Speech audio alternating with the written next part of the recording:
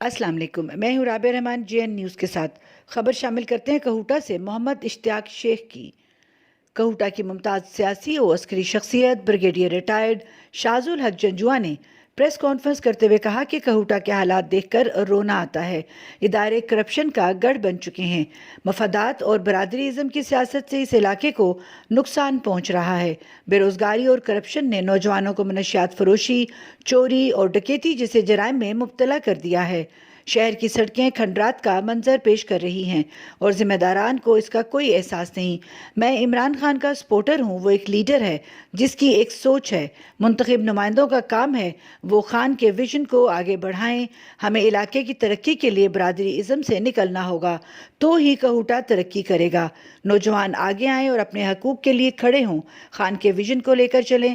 منتخب نمائندوں کا کام ہے کہ وہ علاقے کی محرومیوں کو دور کریں۔